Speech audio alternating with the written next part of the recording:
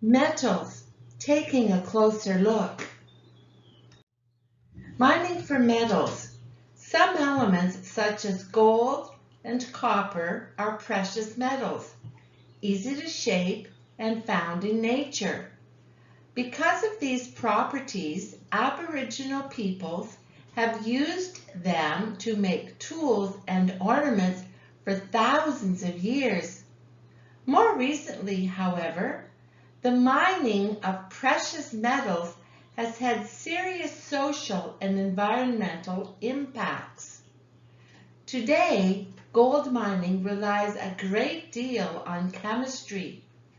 The gold is extracted using a cyanide-based chemical to dissolve it. Not only do the mines disrupt the land and potentially harm ecosystems, but there is also a significant risk of cyanide solution getting into the soil and groundwater and contaminating surrounding areas. Cyanide is an extremely toxic substance for humans and wildlife.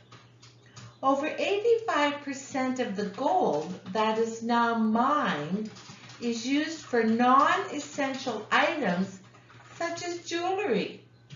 This fact, combined with the serious environmental concerns associated with gold mining, have prompted many people to buy jewelry made from other materials other than gold or to buy recycled or vintaged gold jewelry. Metals and health. Metals are not only important economically, they are also part of essential processes in plants and animals. For example, iron is present in blood and is essential for oxygen transport throughout the human body. In fact, iron is present in every body cell, where it is used for useful, important reactions. Other metals that are essential for plants and animals include copper, zinc, magnesium, and calcium. Metals at too high a level, however, can be harmful. For example, people who must undergo multiple blood transfusions over a period of time can accumulate too much iron, which is present in the transfused blood. This can cause iron to accumulate in the body and severely harm the heart and the liver. Exposure to toxic metals in the environment can also occur. Like DDT, certain metals can bioaccumulate and biomagnify. These metals tend to accumulate in the organs of animals, especially the kidneys and liver. This accumulation can ultimately damage the organs. Some of the toxic metals in the environment include arsenic, aluminum, lead, and mercury.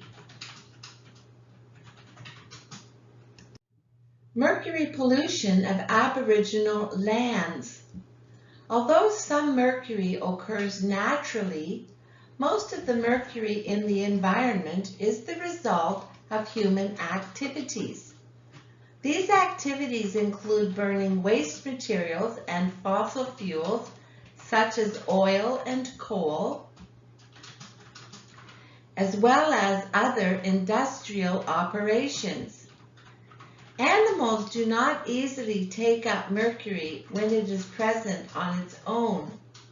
Some bacteria, however, can convert elemental mercury to a form called methylmercury, which can be taken up by animals.